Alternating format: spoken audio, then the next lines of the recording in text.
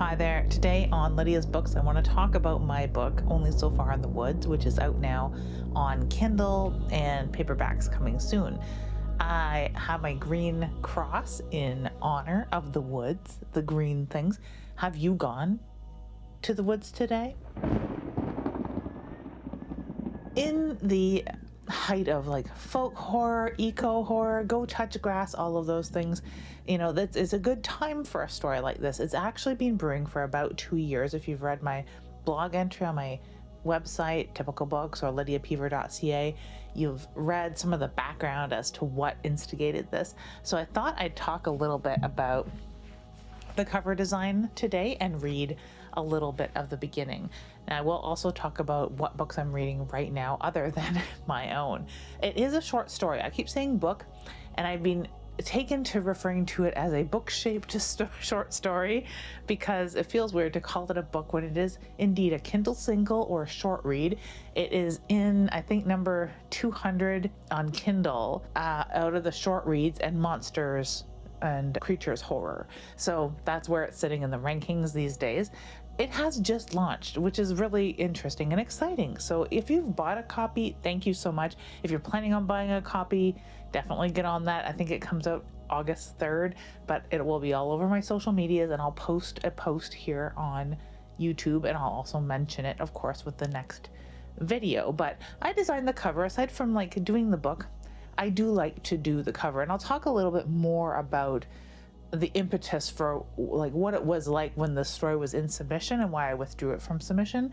But part of it was because I kept envisioning a cover, and I had a rough cover, which you might have seen on Madame Lemoire's channel at L'Entresort. She does like a lot of horror stuff. She has a horror bookstore. You may be very familiar with Madame Lemoire, and she put the cover on, which was really, really cool, very exciting. Every review that's come in so far has been a 5-star review, so that's cool.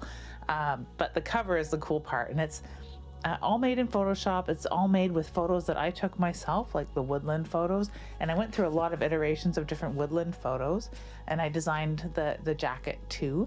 And the picture of the horse comes from a photographer named Penny from, I believe, Australia. And the backdrop of the boggy, dark marsh is another copyright-free picture. So yeah, I forget the name of the artist, but I've credited everybody in the credits, like you do. Charles Lee. Charles Lee.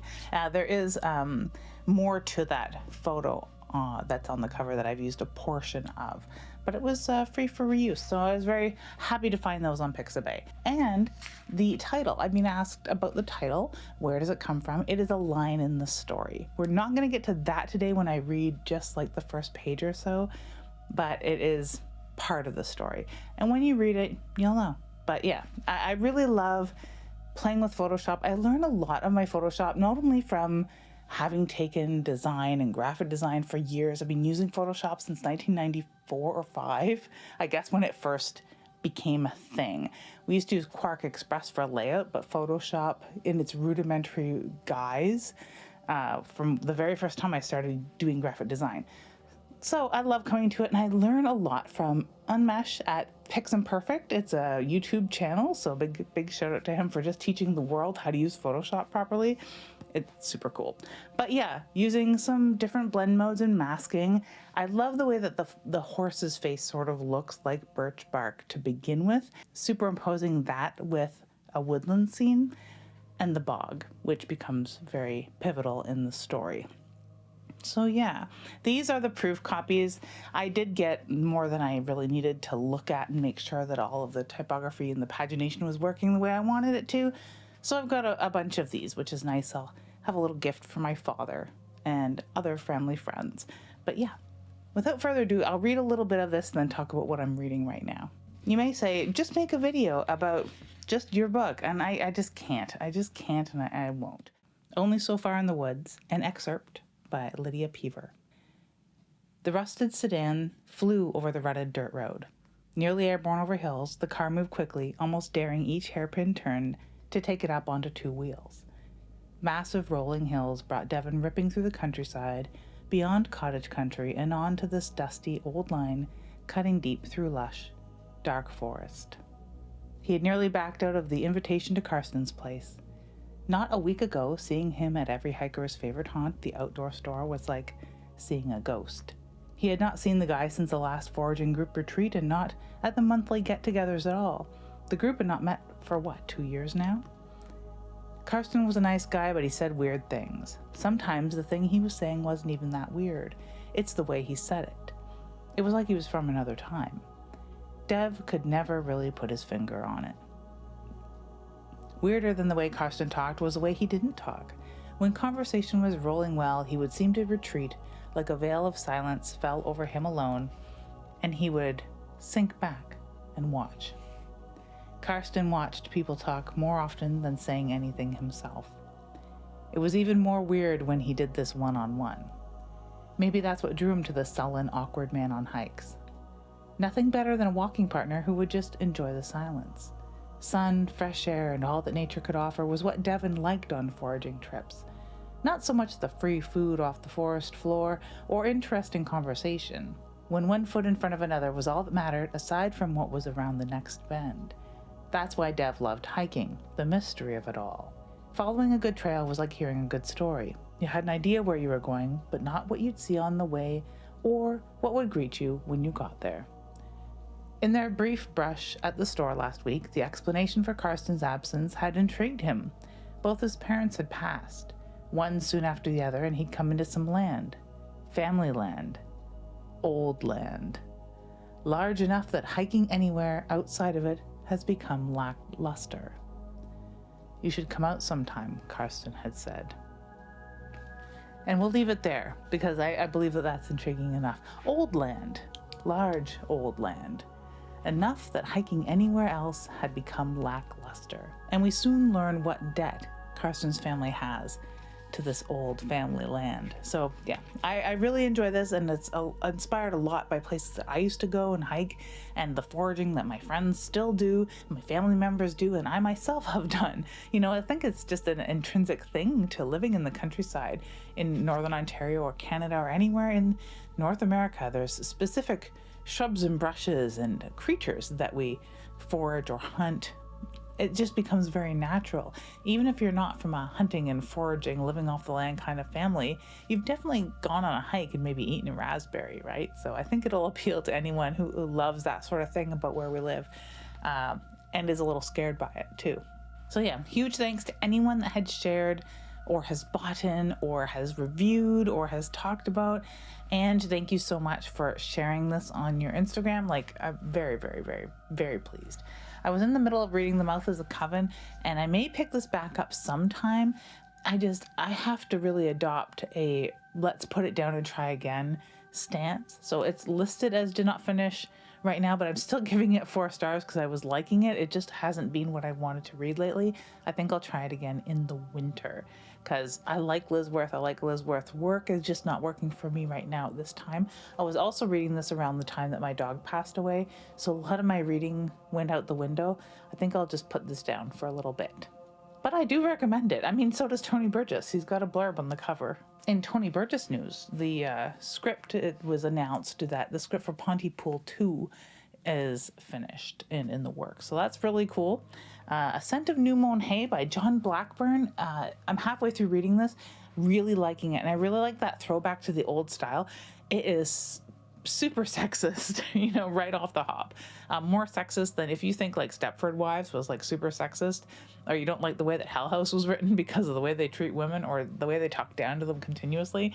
This is so bad. Maybe it changes a little bit, but I find that sort of throwback comical. I have a copy of the 1940s book Etiquette for Women, and I think it's hilarious. So A Scent of New Mown Hay really fits in there. But the sci-fi horror is just beginning. The Russians have just admitted that something is going on that they can't handle and they need help. So yeah, I like this. I have finished rereading Samantha Klosnick's Lonesome Haunts. This was on my backwards bookshelf because I remember I gave it a higher rating. I did enjoy it, but it didn't, I felt like I rushed through it. So I put it on the backwards bookshelf just because I wanted to reread it.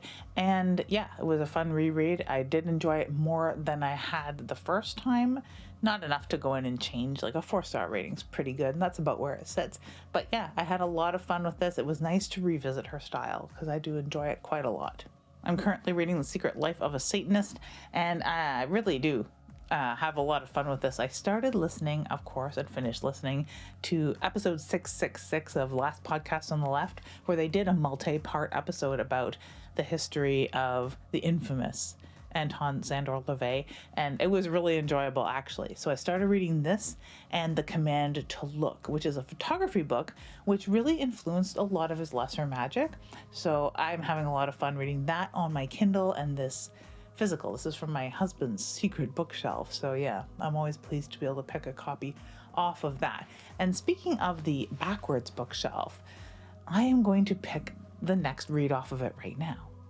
The Roots Run Deep by C.M. Forrest. I had wanted to read everything that I picked up at DreadCon last year before I attend this year, and Christian Laforet is a great writer. I really enjoy him, and listening to him talk on panels is one of my highlights. So after listening to him talk about this particular book on a panel last year, I picked it up, and I'm looking forward to getting to it now. I had wanted to read it in the fall, but a lot of my reading fell apart last year, and in the middle of this summer it has as well, so it's nice to get back to it. So this is a really gorgeous copy from Erie River Publications, which is a Canadian press. So yeah, Canadian author, Canadian press.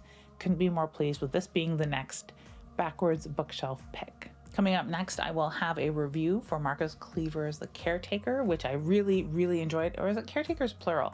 Either way, I really enjoyed it. I read it on my Kindle, and that's probably why I can't remember the title as clearly as I would have with a physical copy. This is why I can really respect those who are waiting for a physical copy of Only So Far in the Woods. I'm glad that I decided to make one in a way for those that want physical copies like myself.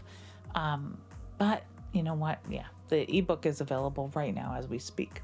Also coming up, I'll start reading Between Two Fires by Christopher Buehlman and Buffalo Hunter Hunter by Stephen Graham Jones. I really wanted to get to the latter because we've covered so many vampire stories and Dracula stories on Dead Air Podcast lately that I just want to read more vampire stuff, as well as, of course, all the I, Vampire, that trilogy that I have. I'm pointing over there, but it's over here. The Michael Romkey stuff. So again, thank you so much to everyone who has picked up a copy of Only So Far in the Woods. Let me know what you think. Please do leave a review because the reviews really do drive that ranking where I'm sitting at about 200 in 45-minute short reads on Kindle and monsters and creature horror on Kindle. This, of course, is pushed up by reviews. So thank you if you've left one already. Please do leave one if you haven't yet and enjoyed the story.